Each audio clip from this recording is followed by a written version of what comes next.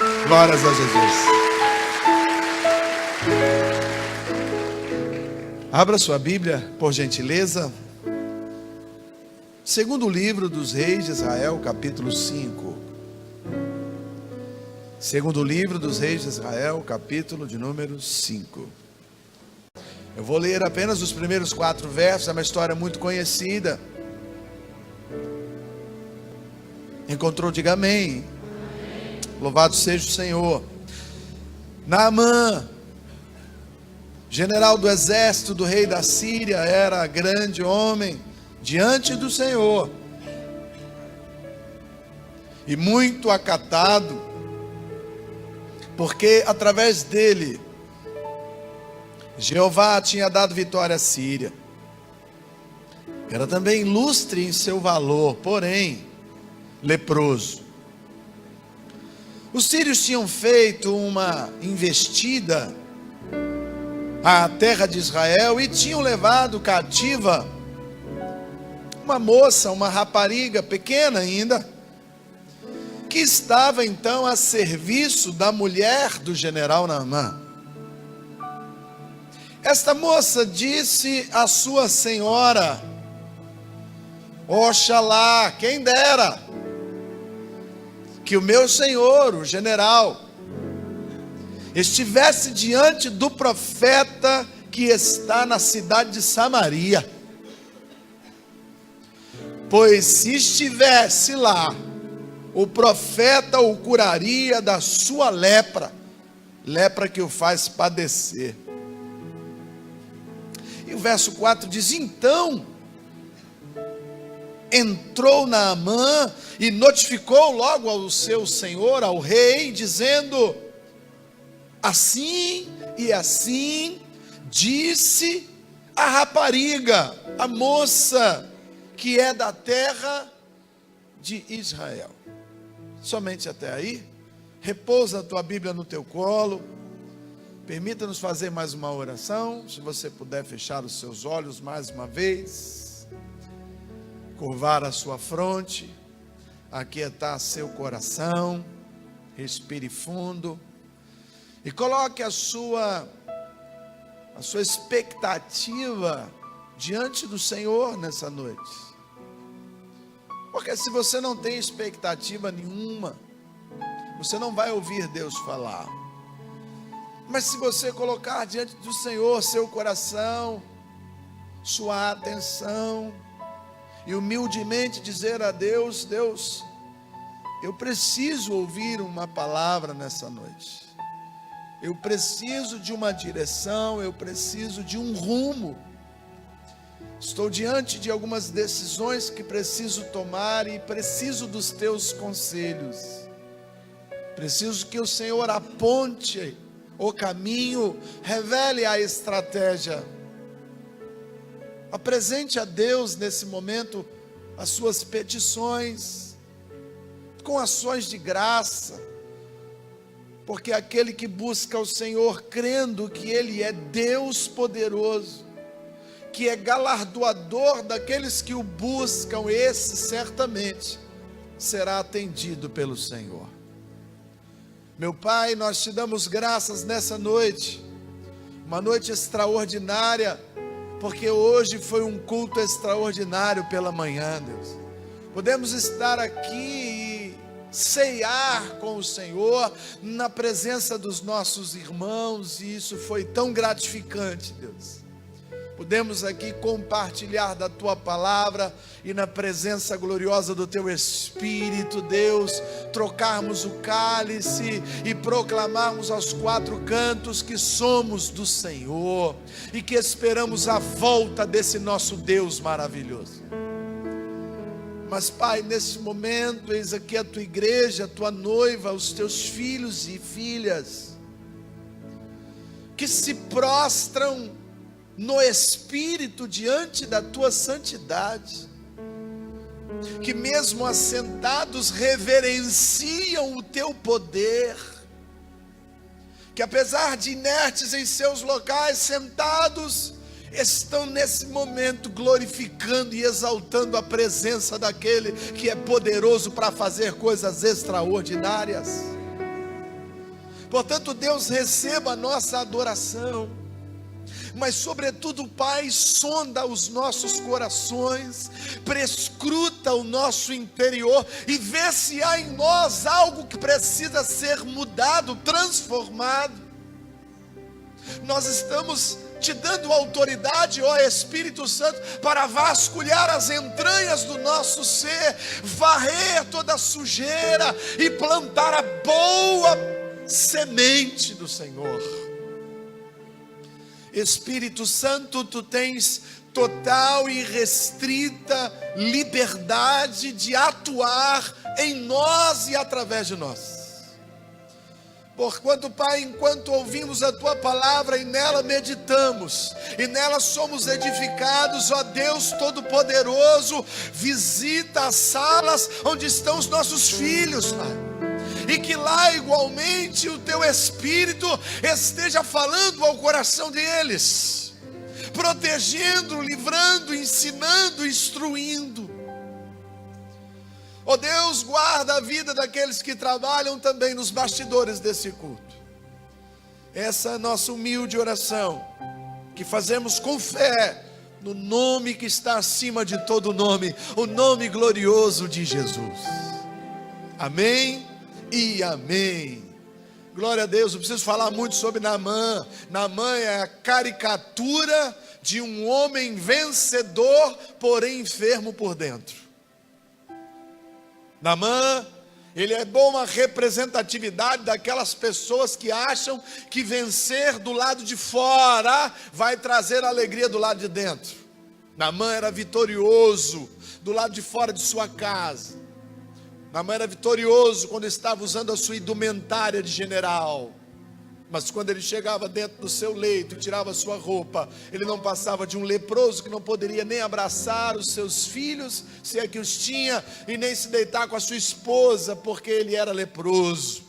Talvez tinha um quartinho no fundo de sua casa, onde ele dormia, separado até mesmo dos empregados. O interessante desse texto é que a Bíblia garante que a vitória que Naamã tinha era por intermédio de Jeová, o nosso Senhor. Então isso me dá uma outra direção, é que mesmo às vezes vencendo, isso não quer dizer que você seja feliz. Naamã vencia porque Deus dava vitória a ele, mas ainda assim era um homem triste, enfermo da alma.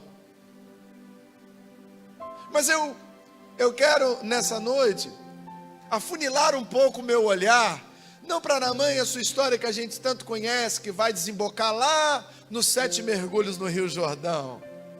Mas eu quero olhar para esta menina, eu quero olhar para esta rapariga, essa jovem inocente do povo de Deus, que diante de uma batalha, ela é capturada, retirada da sua família, dos seus afetos, dos seus irmãos, se é que tinha, dos seus pais, e ela é arrancada com o braço forte e levada para a terra dos babilônicos, dos sírios.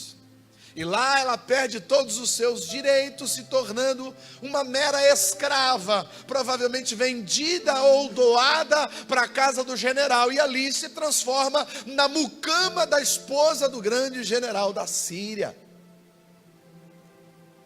Essa menina perde seus laços familiares, ela perde sua liberdade, ela perde até mesmo a sua língua. Ela teve que aprender a linguagem dos sírios, visto que ela na época falava um aramaico, era de Israel. Ela perde até a sua forma de comunicar-se, e os direitos que ela tem agora são nenhum, apenas sobreviver. Agora os deveres são muitos. Ela tinha que lavar, ela tinha que passar, cuidar da louça, cuidar do quarto, cuidar da cama, das roupas daquele general, de polir o seu coturno, talvez até o seu cinto, trabalhar arduamente para os filhos daquele rapaz, se é que ele tinha, trabalhar para aquela esposa, ficar calada, servir a mesa, cozinhar, lavar os pratos, guardar os pratos sem deixar nenhum daqueles pratos caírem, economizar na água, economizar no sabão e economizar em tudo. Como seria a vida de um escravo do século XVI aqui no Brasil? Vai. Ela era uma escrava. longe dos seus cultos regulares, longe de ler a palavra, longe de ouvir profetas. Não haviam profetas na Babilônia, na Síria. Não tinha mais comunhão com o templo de Jerusalém, visto que o templo havia sido destruído. Certamente ela não tinha uma Torá, ela não tinha os escritos, ela não tinha acesso aos pergaminhos que nessa época ficavam com os profetas, que eram lidas nas praças, mas agora a praça de Jerusalém se tornou uma desolação, e ela está na Babilônia. Talvez se passaram muitos anos e essa moça teve que aprender a ser subjugada em todos os sentidos.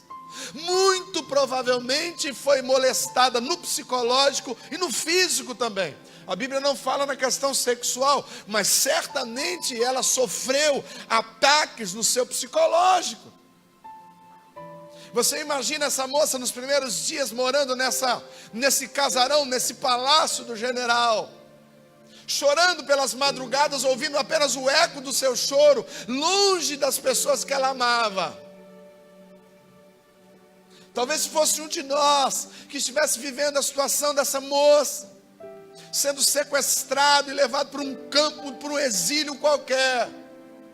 As nossas reações seriam totalmente adversas às reações dessa menina. E eu estou falando de uma jovenzinha que foi interrompida no seu processo de adolescência, que teve a sua infância cerceada, porque muito jovem já era escrava. Será que a gente consegue ainda elencar tantos males que essa moça viveu, tanta desilusão? Essa moça não tinha nenhuma perspectiva de um dia namorar, se casar, muito menos ter uma família. Era algo que certamente nem passava pela mente racional dessa moça. E aí, olhando para essa moça, com essa pouca informação, me veio duas perguntas que se completam. Uma mesma questão, mas em dois questionamentos. E é sobre isso que eu quero refletir nessa noite. Porque eu não consigo entender como essa moça, vivendo tudo isso, isolada da sua história, como essa moça conseguiu manter a sua fé, como ela conseguiu crer ou permanecer crendo num Deus de milagres, tendo uma vida tão miserável. Como ela consegue ainda se importar com a vida do outro? E esse outro, na verdade, era o seu algoz, o seu dono, o seu senhor, com toda a sua característica belicosa por ser general. Como essa moça ainda ali lavando, passando, sendo escravizada, ela consegue ter misericórdia deste homem. Como essa moça, diante de tantas negativas, de tantas obstruções emocionais, ela consegue colocar a sua cabeça para fora desse turbilhão de choro e de angústia, e liberar uma palavra de vitória para a vida daquele homem. Que espécie de fé essa mocinha conseguiu nutrir nesses anos sem se alimentar?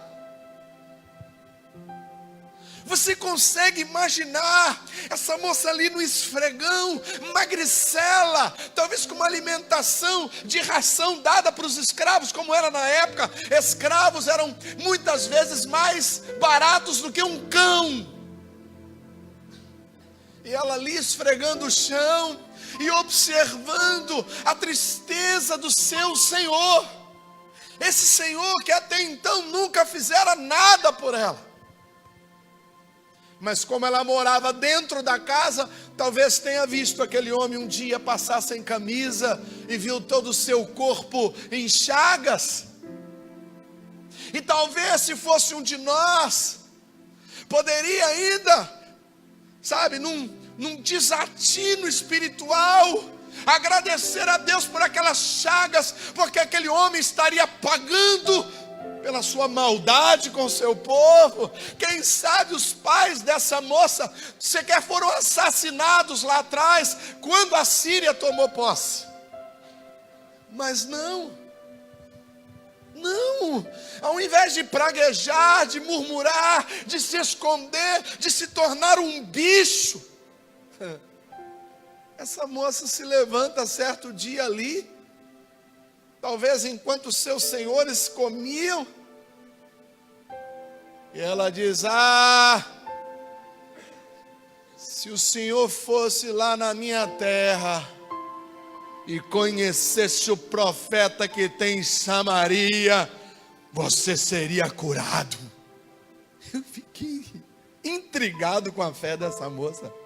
Eu não consegui achar explicação para a fé dessa moça. De onde vem isso? Fala para mim. Certamente ela não tinha seus tempos de meditação como tinha Daniel, 3 vezes por semana. Certamente, diante de um panteão de deuses como era a Síria, ela poderia ter sido influenciada de todas as formas, porque a pessoa, quando ela está no estágio de sofrimento agudo, ela tende a se agarrar a qualquer coisa que se chame fé, algo que seja metafísico, algo que possa superar a sua dor carnal. Mas não, ela faz menção ao Deus que ela conheceu lá na sua terra, quando ainda menina talvez. Ela fala: eu conheço um Deus poderoso, que tem poder para fazer o sobrenatural. Mas ela não estava vivendo esse sobrenatural. Literalmente assim, eu só achei uma forma de botar um nome na fé dessa moça. Uma fé inexplicável. Uma fé que não se explica, não se fundamenta, não se constrói, não se acha sequer um fio de lâmina d'água que possa, sabe, descedentar a alma dessa menina. Eu não encontro ali, sabe, nenhum afago, eu não encontro nenhuma perspectiva, nenhuma profecia, nada. O que eu sei é que ela foi arrancada do meio da sua família e colocada como escrava desde muito nova. E a resposta que ela dá para o mundo ao seu redor, que tanto mal fez a ela, é: ainda creio num Deus que pode fazer um milagre. Meu Deus! Aí eu percebi, irmão, que a minha fé é um lixo, é uma porqueira só. Porque às vezes, diante de situações infinitamente menores, ela fraqueja. Às vezes, diante de problemas tão ínfimos, eu coloco Deus assim, sabe, em órbita. Será? E essa moça, vivendo o que viveu, ela só guarda dentro dela algo inexplicável, uma fé. Uma fé inexplicável. Até aqui você me entende? Diga amém. Você pode até me entender, mas eu não entendi ela não.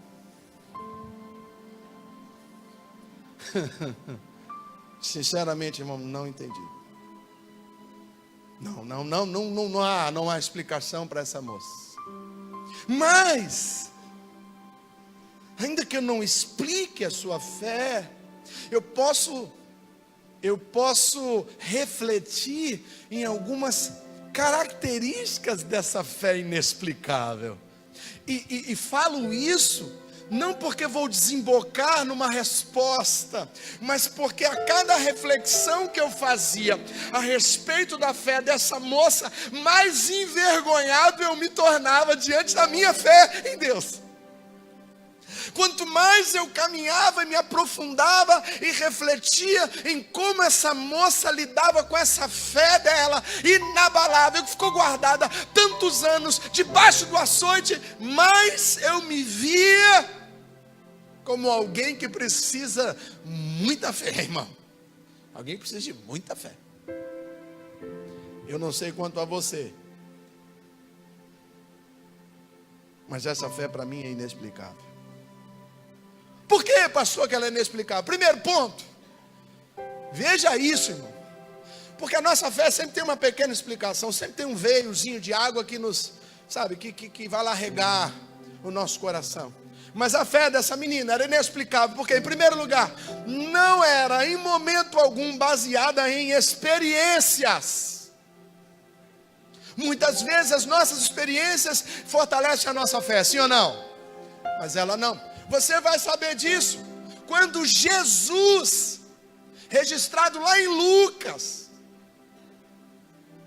ele diz assim: nos tempos do general Naamã, haviam muitos leprosos. Quem lembra? Porém, só Naamã foi curado. Isso está em Lucas 4:24. Nos tempos do general Naamã, haviam muitos leprosos. Todavia, só Naamã foi curado. Se só Naamã foi curado, e Naamã é o protagonista, significa que essa moça nunca viu alguém ser curado de lepra. Nunca! Ela nunca havia visto alguém experimentar a cura da hanseníase na época. Mas ela não se baseia nas experiências que ela viu. Ela não quer saber se alguém um dia já foi curado. O que ela diz é: na terra de meus pais tem um Deus que pode curar isso também. E aí eu me envergonho, porque muitas vezes, irmãos, nós queremos pregar apenas sobre aquilo que experimentamos. E ficamos tímidos em ministrar, em profetizar na vida de alguém, numa área onde nunca vimos uma experiência prática. Mas a nossa experiência sempre será tão pequena diante do poder do Deus que nós servimos, que é uma grande besteira eu achar que só posso orar pelas doenças que eu já vi cura, porque ainda que eu não visse cura alguma, o meu Deus, o Deus de Samaria, o Deus de Eliseu, Ele pode curar. Louvado seja o nome do Senhor. Louvado seja o nome do Senhor. Ei, Deus está falando para mim e para você que a nossa fé não pode estar fundamentada nos milagres que a gente viu, porque milagres maiores, diz o Senhor, a igreja iria fazer e nem foram registradas nesse livro. Oh.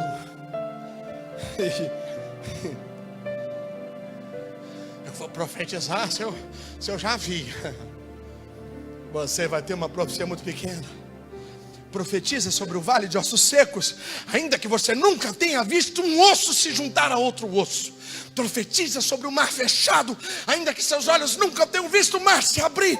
Profetiza sobre o rio Jordão, ainda que você nunca tenha visto um rio parar o seu curso para que o povo passe. Profetiza sobre alguém que está numa cova, ainda que você nunca tenha visto um leão na sua vida, porque não é o que eu vejo, é o que Ele pode. Ele pode todas as coisas. Igreja, desperta.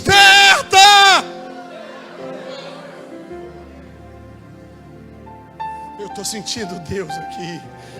Eu estou sentindo Deus fortalecendo a nossa fé, irmão, saindo dessa mesmice, dessa fé circunstancial, para subir num patamar de uma fé inexplicável. Arias que me ompendias. Fala para o teu vizinho aí, você pode mais. Fala para ele, você pode mais. Experimente mais da fé inexplicável. Essa fé é inexplicável, porque ela não está baseada numa promessa que ela recebeu. E aí eu vou entrar numa outra seara. Muitas vezes Deus me fortalece a fé quando eu lembro das promessas que Ele fez para mim. E baseado nas promessas que Ele fez para mim, eu me seguro nessas promessas e me fortaleço. Mas essa menina não recebeu promessa nenhuma. Talvez na cabecinha dela, a certeza que ela tinha é: morrerei escrava. Ninguém prometeu a ela um júbilo. Ninguém prometeu a ela uma bênção. Ninguém prometeu a ela uma contrapartida. Não, a Bíblia não fala. Mas eu posso especular, se não está escrito. Quem sabe essa moça morreu escrava. A Bíblia não fala que Naamã, ao receber dela alguma coisa, ele diz: eu vou te abençoar se eu for curado. Não, não existe essa conversa. É evidente que Naamã, ele sai da sua terra com muita riqueza, mas para abençoar o profeta. Mas não se fala em abençoar a menina.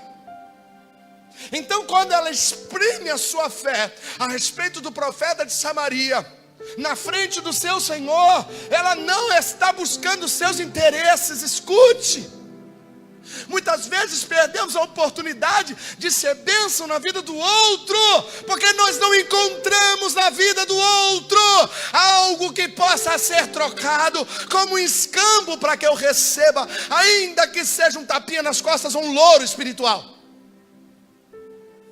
E por conta disso, deixamos de ser bênção na vida de pessoas.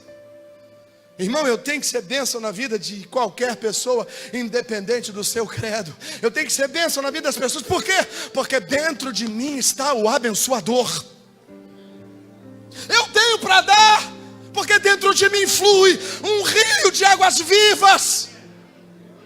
Eu não preciso reter, eu não preciso usar uma mangueira, um coité de água. Eu não tenho que usar uma jarrinha para jogar sobre as pessoas, irmão. Eu posso escancarar a minha boca e profetizar rios de águas vivas sobre essa nação, porque ela nasce dentro de mim. Mas às vezes a gente fica ali: será que eu posso abençoar? Será que vale a pena? Esse cara é perverso. Esse cara é matador. Esse cara, ele matou um monte de amigo meu lá em Israel. Esse cara é sírio, endemoniado, possuído. Ele é babilônico. Ele adora outros deuses. Se eu abençoar ele, aí eu não sei como é que vai ser, irmão. Essa moça tem uma fé que ela não expecta nenhuma resposta, nenhum lucro, nada. Ela simplesmente abre a boca dela e diz: olha, oxalá o meu Senhor estivesse em Samaria, diante do profeta Eliseu, certamente seria curado. Ponto! Ela libera a palavra e volta para o seu chão. Ela libera a palavra e volta para o tanque. Ela libera a palavra e volta para a pia. Ela libera a palavra e volta para a sua vida de escrava. Mas se ela não perdeu a oportunidade de exercitar uma fé inexplicável.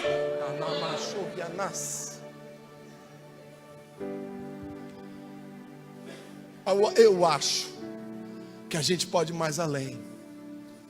Eu estou sentindo Deus falando com pessoas aqui. Eu acho que Deus tem que despertar essa intrepidez dentro de nós, de nós olharmos para o ímpio, nós olharmos para o cego, para o coxo, para o enfermo, para o desempregado, para o possuído, e com muita autoridade e fé naquele que tudo pode, dizer: oxalá, quem dera que tu estivesses agora naquele culto, ouvindo essa palavra, sendo cheio do Espírito, você ia ser curado.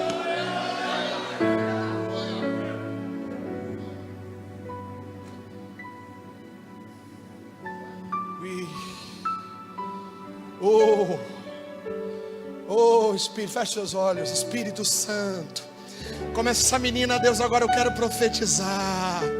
Deus, levanta mãos que curam no meio da tua igreja. Oh Pai, levanta bocas que profetizam no meio da tua igreja.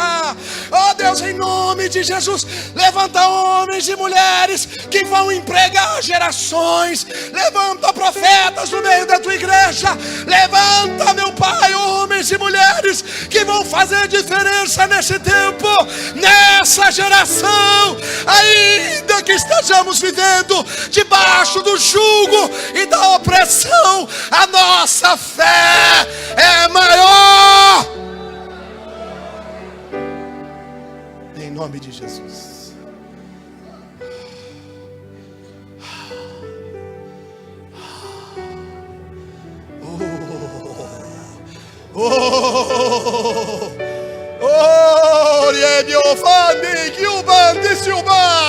Deus está passeando no meio da igreja.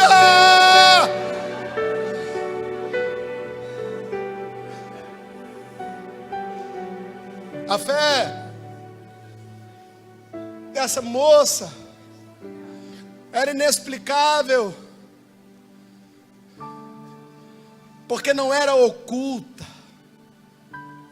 Sabe, irmãos, eu fico pensando, eu não sei em que situação isso aconteceu, estou chutando que ela, enquanto mulher, só poderia dirigir a palavra a outra mulher. E ela fala à esposa de Naamã, e como não há um termo ali de conversa da mulher de Naamã com o próprio Naamã, o texto já vai dizer que ele já está diante do rei. Eu posso crer que Naamã talvez tenha ouvido essa menina falar com a sua esposa. Eu fico pensando, ninguém consultou ela. Eu não vejo ninguém mandando chamar. Chama um profeta em Samaria. Tem alguém aqui de Israel? Tem alguém aqui que crê num Deus que cura? Não. Essa moça estava com os ouvidos atentos, e na cabeça dela, apesar de tanta dor e tanto sofrimento, o que ela tinha em mente era: a qualquer momento Deus vai me dar uma oportunidade, eu vou abençoar essa família.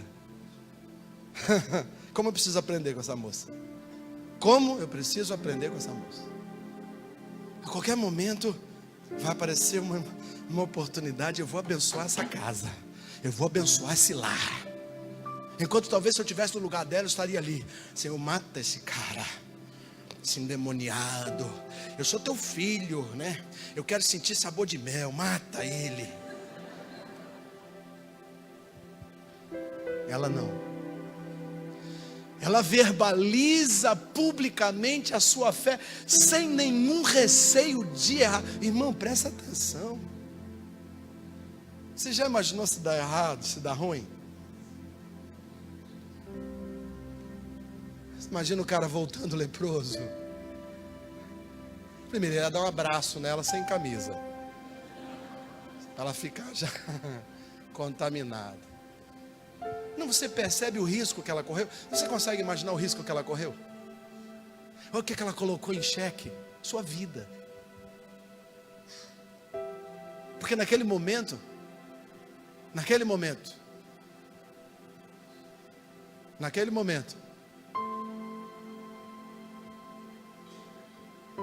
ela poderia estar dando seu ultimato de vida, mas ela não temeu. Ela levantou a mão. Posso falar? Estou vendo aí vocês discutirem que o remédio não funcionou,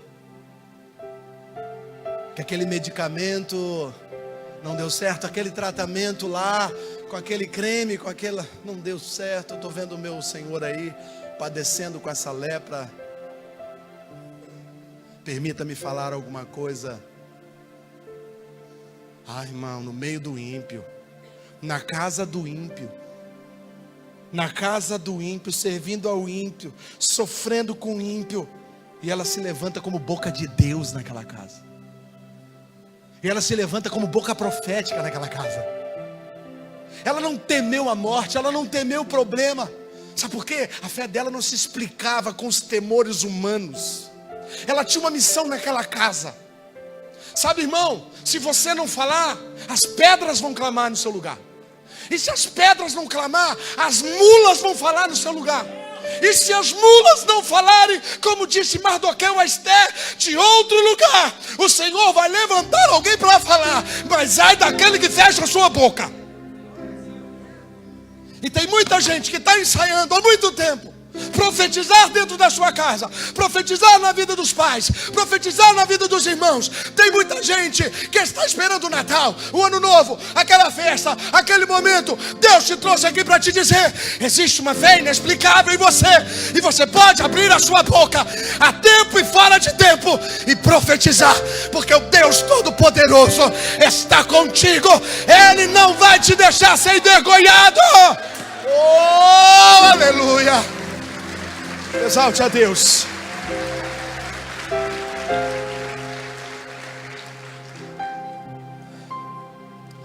Fala pro teu vizinho aí, não se cala não.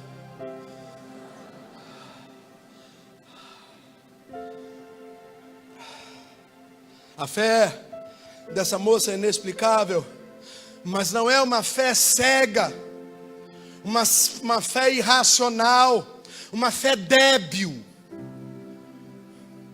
Porque muitas vezes eu ouço coisas que eu falo, é um débil mental que está falando. Não. A fé dessa moça, ela tem local e tem nome. Ela diz para essa família: o profeta é Eliseu, e ele mora em Samaria, em Israel. Eliseu é uma prefiguração do nosso Cristo. Todos os profetas fazem sombra para Jesus. Então quando ela fala hoje, se fosse hoje, ela diria: Senhor, posso dizer uma coisa? Eu conheço um Deus.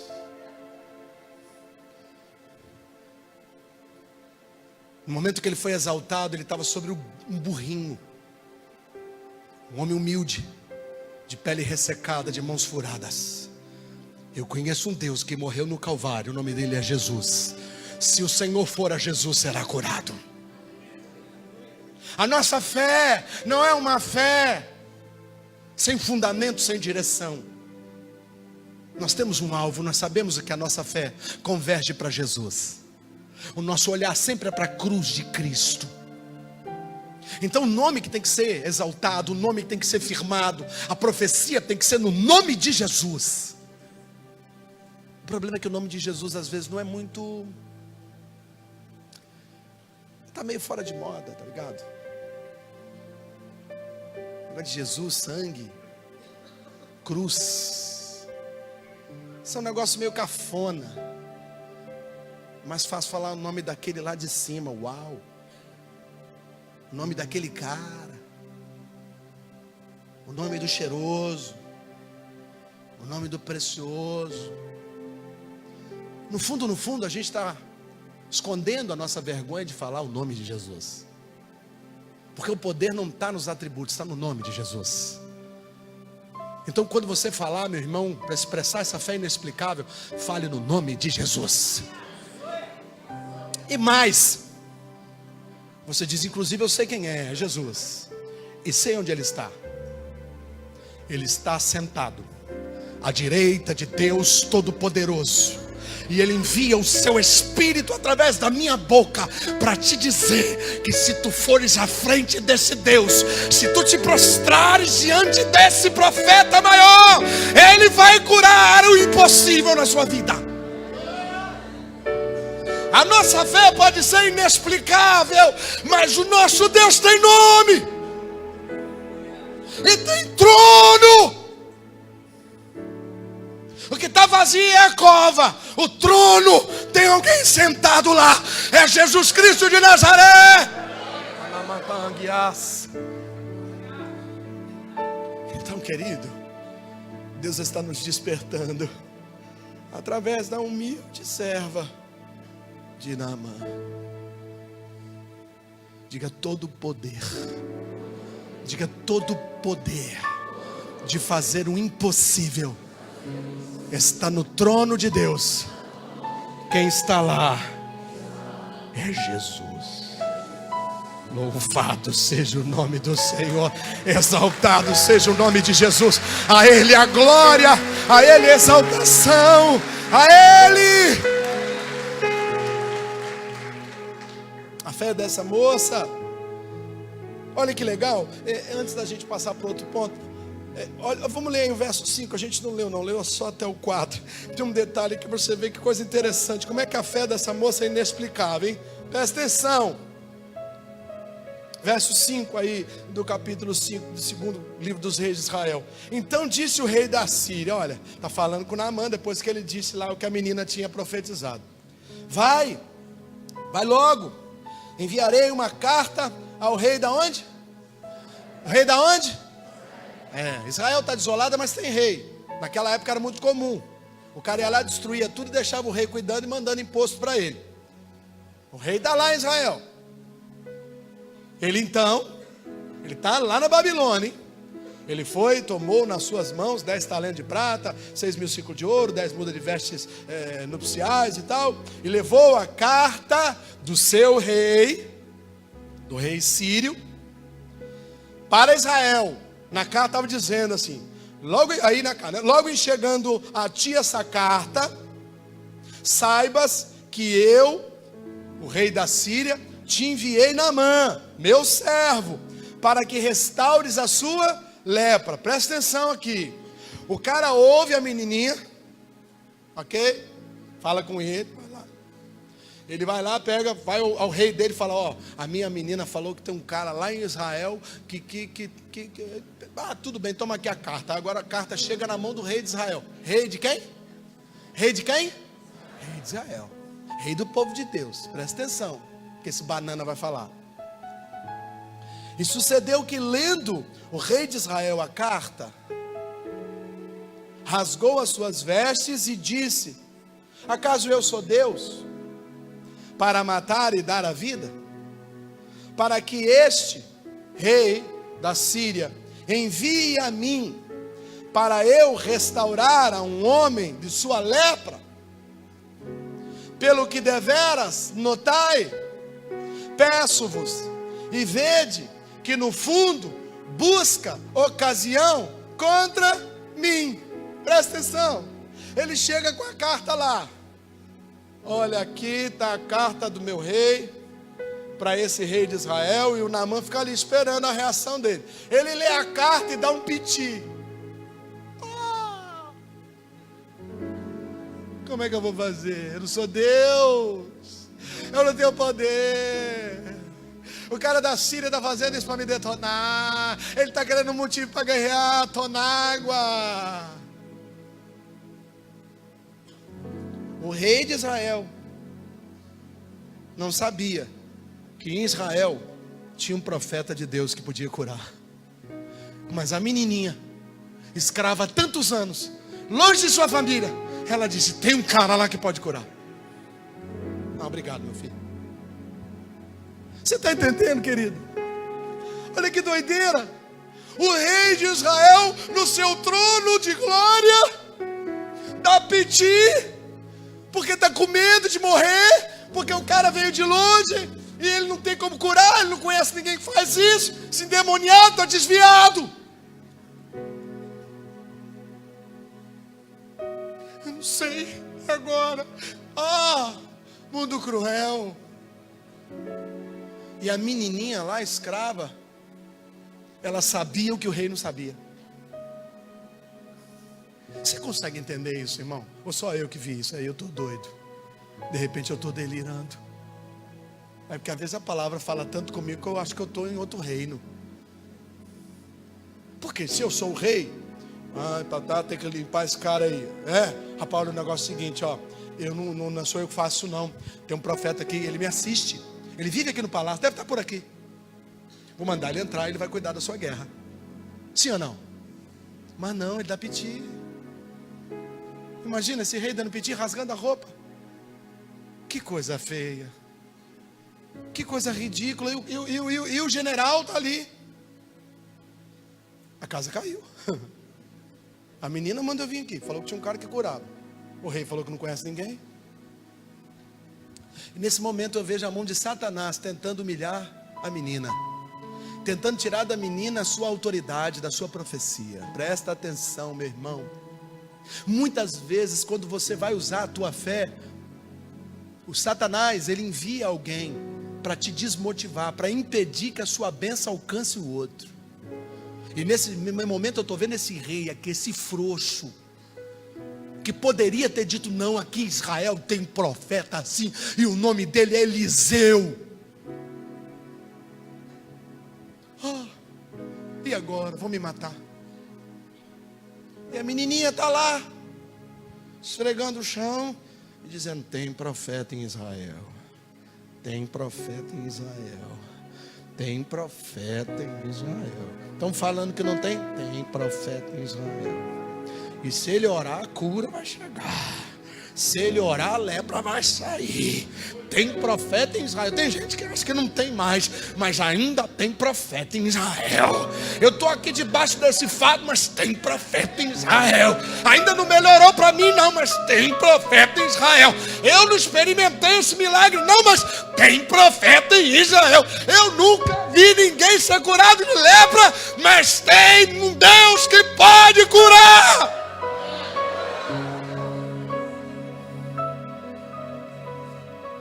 E aí, eu vou voltar para a menina e vou dizer que a fé dela é convincente e firme. Por que, pastor, que você fala isso? Você imagina uma escrava levanta a voz sem ser chamada na sala da casa do grande poderoso general da Síria. E ela só fala assim: se tu for na minha terra, tu vai ser curada. Ele levanta e vai. Doideira. Não deu explicação, não detalhou, não deu nada. Nada. Parou a vassoura um pouquinho, olhou para ele: se tu for lá na minha terra, tu vai ser curado. Lá tem profeta, lá tem homem que cura, lá tem homem de Deus. E virou, continuou suave. Imagina a mulher olhando para o marido. Falou com autoridade essa menina, hein? Vamos lá. E eu vou lhe dizer que ela é tão convincente que o cara saiu dali tão pilhado que ele convenceu o rei dele. Agora você imagina o leproso chegando todo. Ô rei. Tem uma... Pera aí. Tem uma menina lá em casa. Quem ela é? Ela é cartomante? Não. Feiticeira? Não. Quiromancia? Não. Faz reiki, alguma coisa? Xuxurei, alguma coisa? Não. Macumbeira gospel? Não. Não é. O que ela é? Ela é empregadinha. Ela é escrava. E daí? Ela falou que se eu for aqui, não sei quantas milhas, em cima de um cavalo, eu vou chegar lá e alguém vai me curar. Irmão, essa moça falou com uma fé tão inexplicável que o rei deu carta na hora. Sabe o que Deus está falando para você, irmão? Abre a tua boca, que a autoridade quem dá é Ele. Preste atenção no que vou lhe dizer.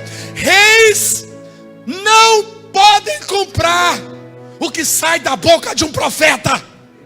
Se você é profeta, meu irmão, tu tem mais poder do que um rei. Se você profetizar, o Deus que nós servimos vai operar um milagre. Agora, se tu ficar com a tua boquinha trancada, esperando o Natal, o Réveillon, a festa, a Páscoa, para poder falar do Deus que você conhece, do Deus que te resgatou do lamaçal do charco e firmou seus pés sobre a rocha, que te trouxe aqui nessa igreja para poder falar direto com você como o Espírito está falando. A fé inexplicável, ela é ousada. E aí eu vou te dizer por que o reizinho estava querendo ser problema na vida da menina. E eu vou te dizer por que ela era frouxo. Porque está aqui no verso seguinte, verso 8. Por que ela era frouxo?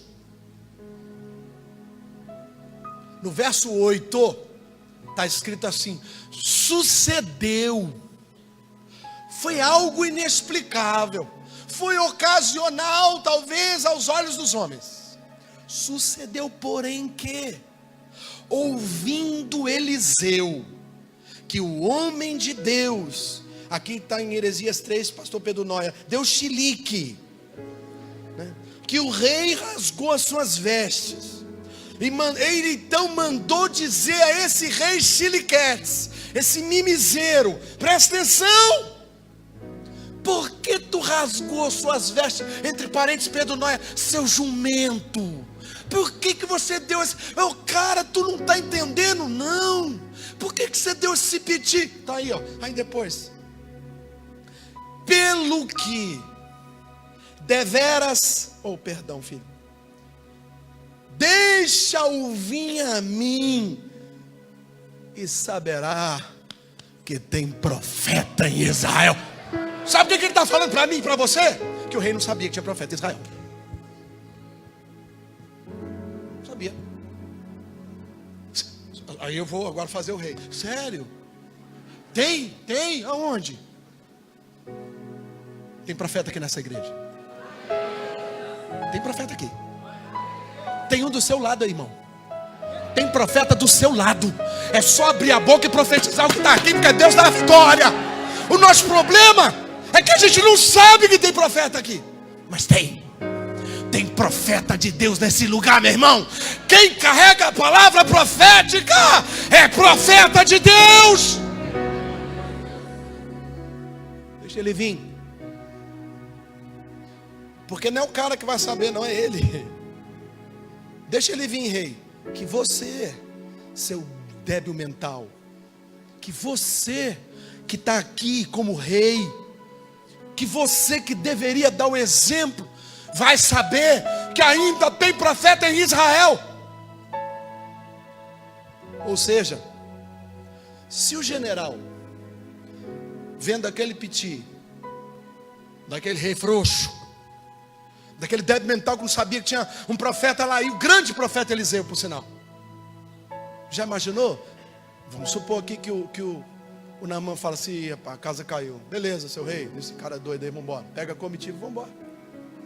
Ele ia chegar lá, já ia entrar bicando a menina, né? Pô, você fez a gente gastar aí, foi lá e tal, não tinha nada, ninguém curou a gente, um rei débil mental lá e... Mas presta atenção, que quando você exercita a sua fé inexplicável, o Deus que não se explica arruma um jeito de colocar a pessoa certa na hora certa para concluir a promessa que você fez.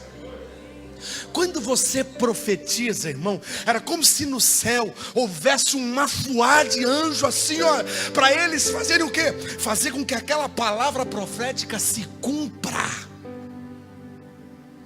Quando você profetiza no nome de Jesus, em linha com a vontade de Deus, meu irmão, há um reboliço no céu, e anjos do Senhor pegam o profeta Eliseu, que podia estar longe do jeito que for, e coloca ele do lado de alguém que assistiu o show do reizinho frouxo, para dizer para ele: cara, veio um homem aqui leproso, veio lá da Síria, e o rei rasgou a roupa, dizendo que não sabia que tinha profeta aqui. Aí Eliseu vai atrás e diz: rei, deixa ele vir, eu vou matar no peito e fazer o gol. Deixa ele vir, que eu vou mostrar para você, rei, que ainda tem profeta em Israel. Se tem profeta aqui, levanta a sua mão, meu amado. Se tem profeta aqui que vai profetizar sobre a sua casa, sobre os seus filhos, se tem profeta aqui que vai profetizar sobre essa nação, deixa a sua mão lançada lá em cima e profetiza nesse momento. Libera uma palavra profética, libera uma palavra de vitória, libera uma palavra para essa nação, meu irmão, em nome de Jesus. Não cale a sua boca nesse momento. Deixa Deus ver que ainda tem profeta nesses dias.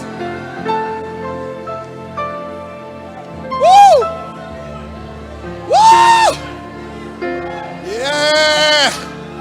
Já acabou a profecia? Já acabou? Não tem mais. Você não tem mais uma profecia para liberar aí, não. Eu profetizo que esse país vai viver um tempo em que o Evangelho vai ser colocado no lado do alto da bandeira desse país. Eu profetizo que famílias serão resgatadas.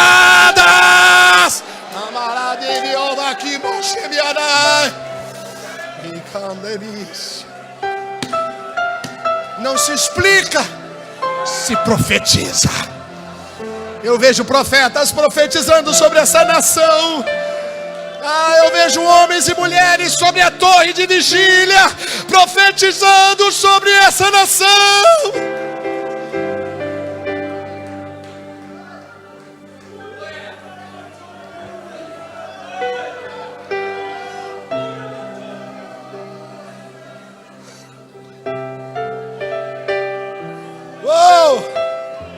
Aleluia, oh glória,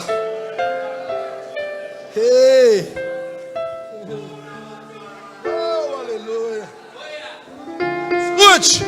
Escute, preste atenção, essa menina aproveitou uma crise na casa dela para ser profeta. Tem gente esperando as coisas melhorarem, mas profeta de Deus gosta de profetizar sobre vale de ossos secos. O tempo de profetizar já começou há alguns dias, e Deus tem atendido o clamor dessa nação.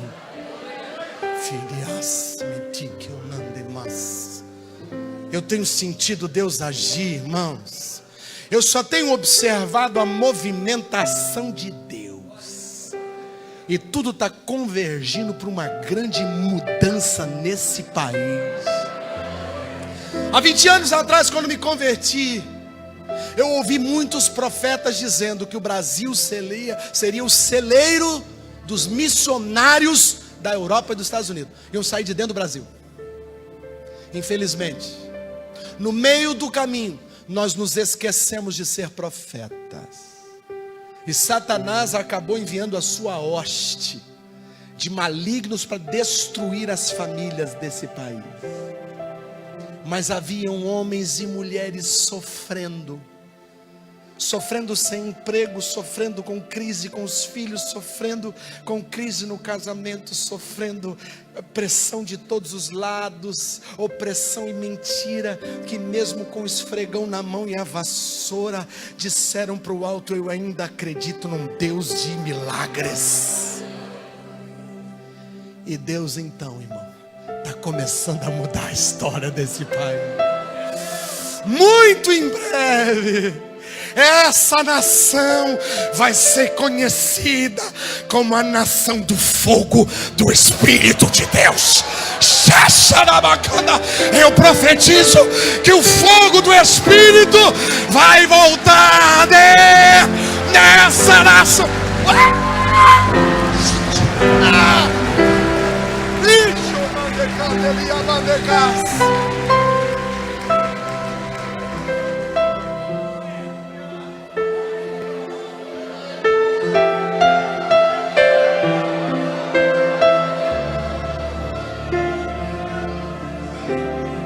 Aqui em cima já está queimando, irmão.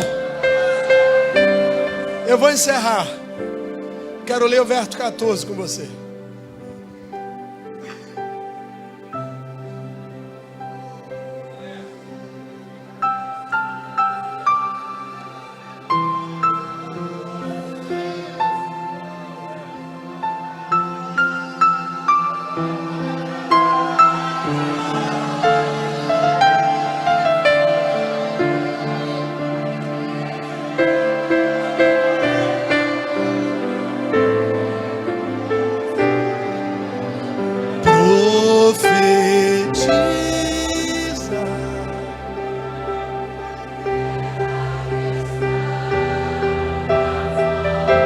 De ossos secos.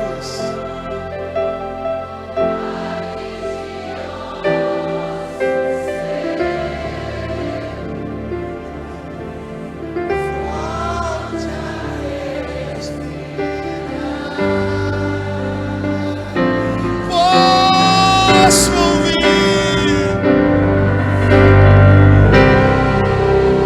Som do avivamento.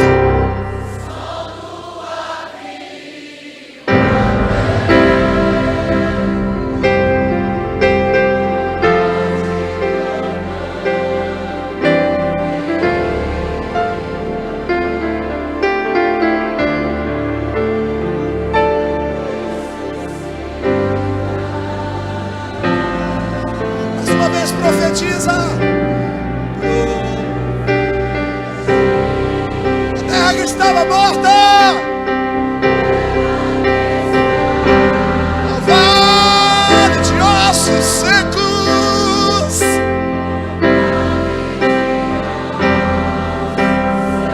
volte, volte, volte, volte.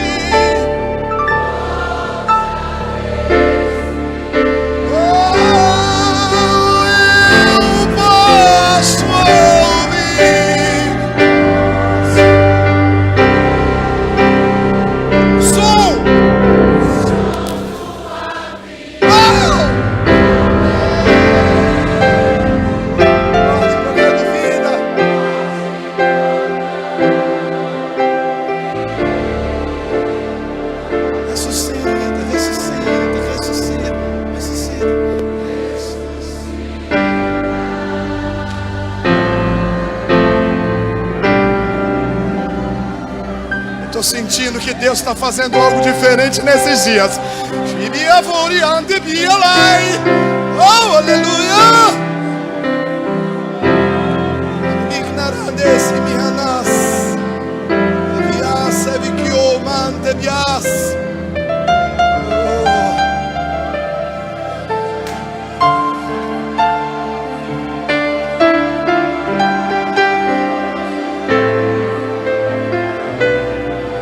Presta atenção. Então, verso 14, desceu e mergulhou no Jordão 7 vezes, conforme a palavra do profeta de Deus.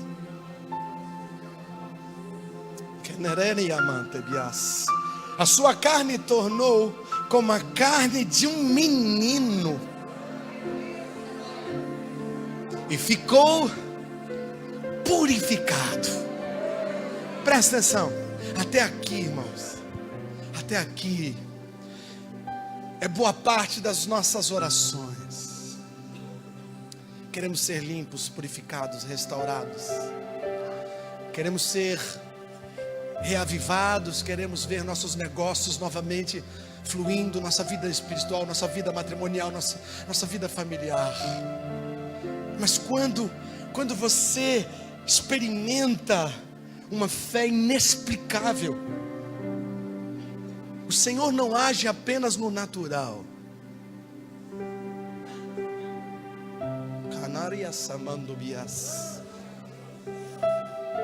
Então voltou o homem de Deus, agora já purificado, ele e a sua comitiva, e veio, pois, diante dele e disse: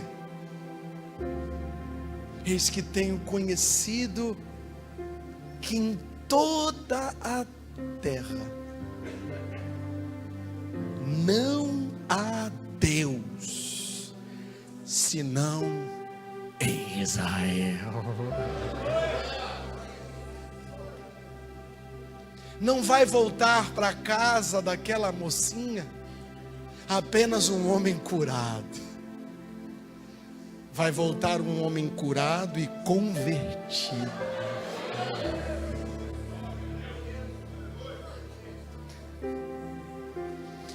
Você consegue imaginar esse rapaz chegando em casa?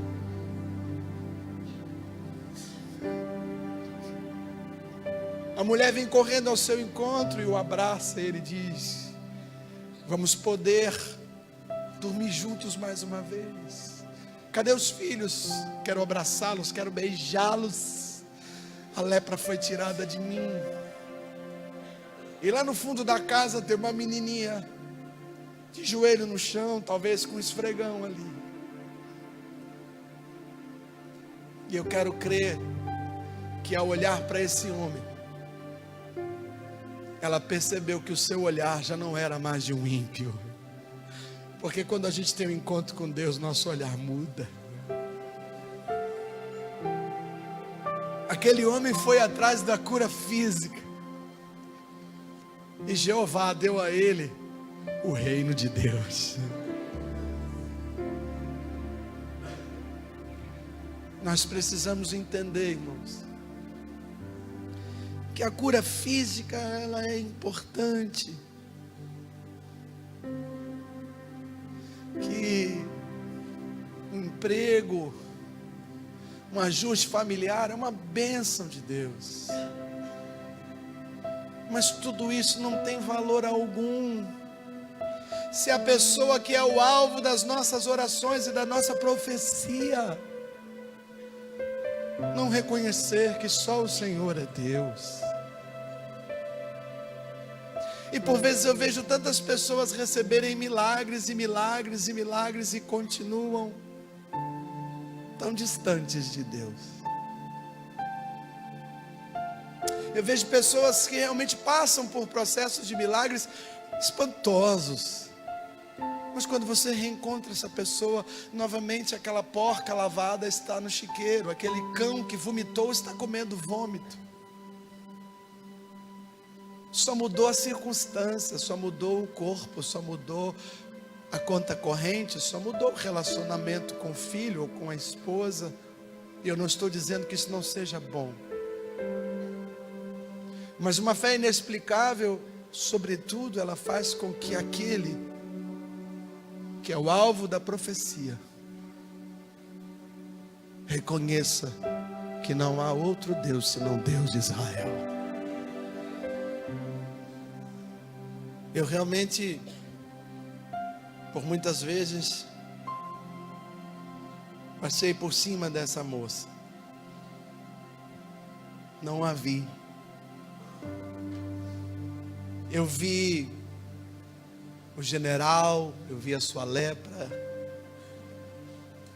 eu vi Eliseu, as atitudes de Eliseu, eu vi Geazi, os erros de Geazi.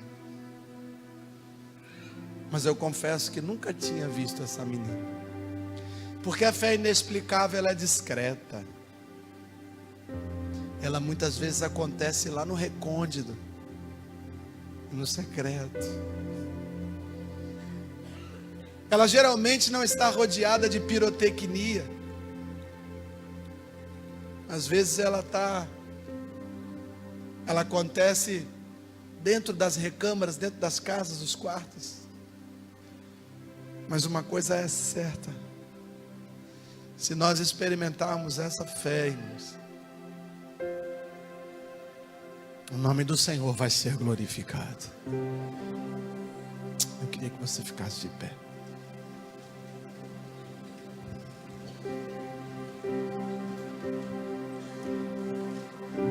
Eu quero orar apenas e encerrar o culto, porque já não tenho forças nem para orar direito. Tamanha foi a presença de Deus aqui. E eu não quero atrapalhar o que Deus já falou com você. Mas queria que você apenas fechasse os seus olhos. E a gente pode encerrar cantando um cântico.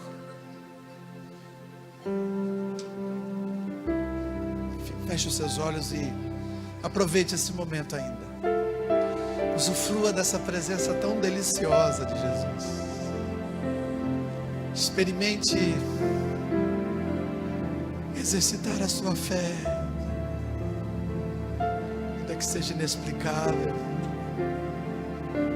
Quem sabe Deus vai usar os seus lábios agora, nesse momento, para liberar uma palavra de vitória sobre a vida de alguém. Quem sabe Deus não te trouxe aqui essa noite para usar você, meu amado, para mudar a história da tua casa. Aquela casa nunca mais foi a mesma depois que aquele homem voltou de Israel. Eu quero crer que a sua casa não será a mesma depois que você voltar desse culto.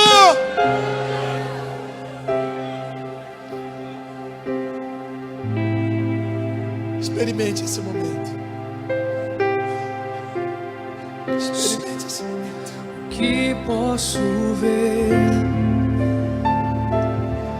se não vale de ossos secos?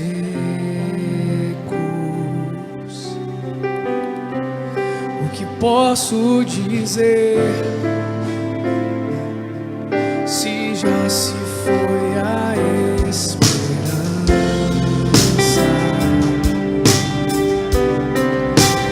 Nossa vergonha está exposta debaixo do sol há muito tempo. Se foi alegria, não há espírito, não há palavra.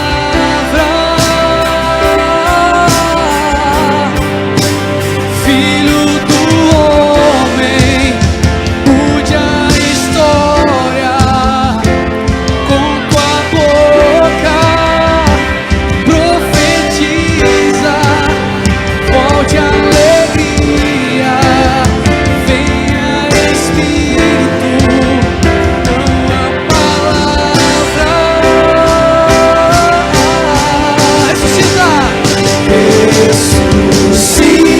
Ressuscita, ó terra que estava morta, ó vale de ossos secos,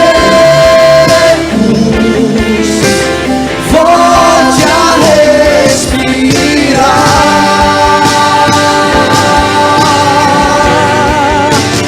Posso ouvir o som do avivamento, a morte tornando vida, ressuscita,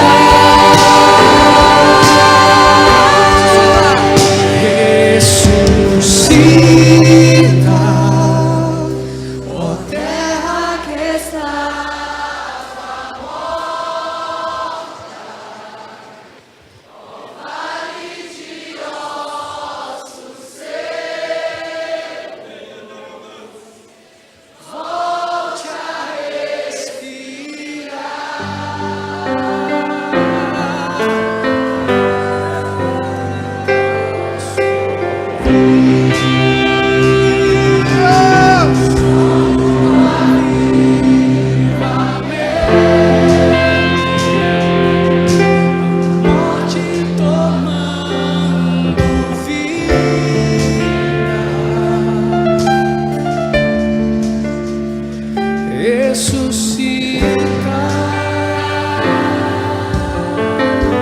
Abra sua mão assim.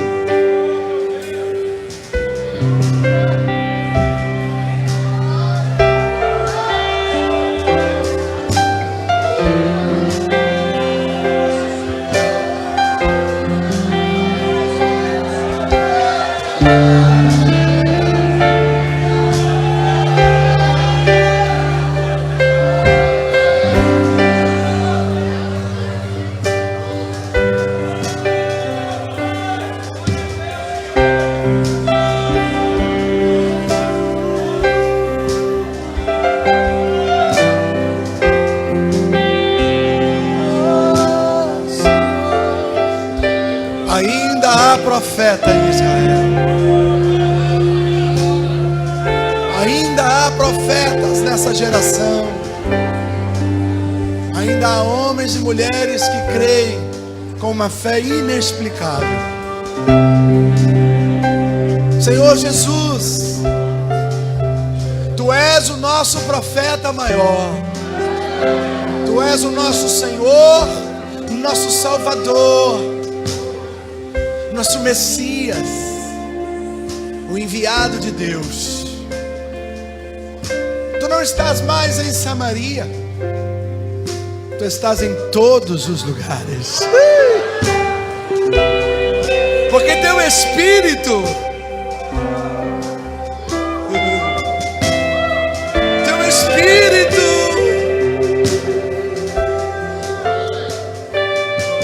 Ele está conosco.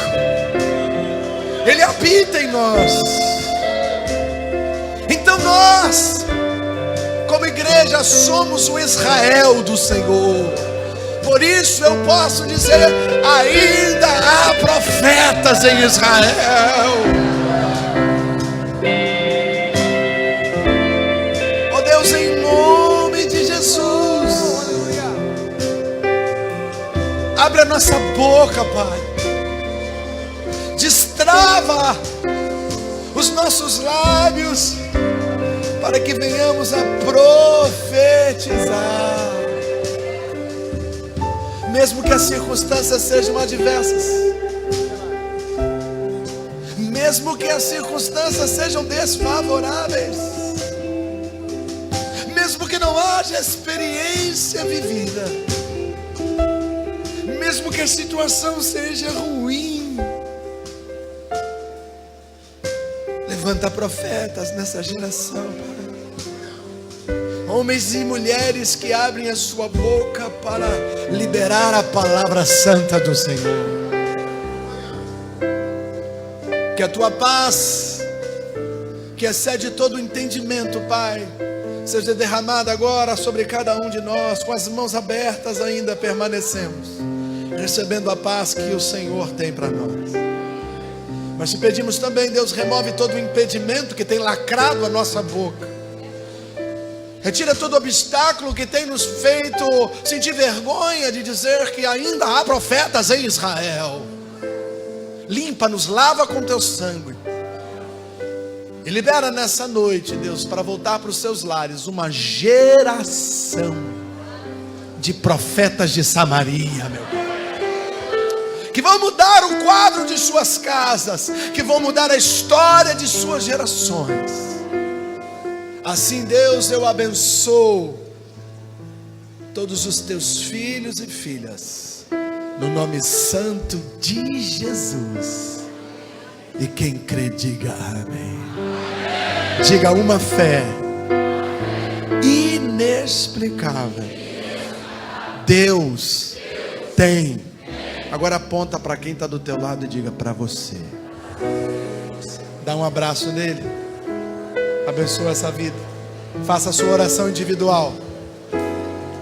Que Deus te abençoe em nome de Jesus.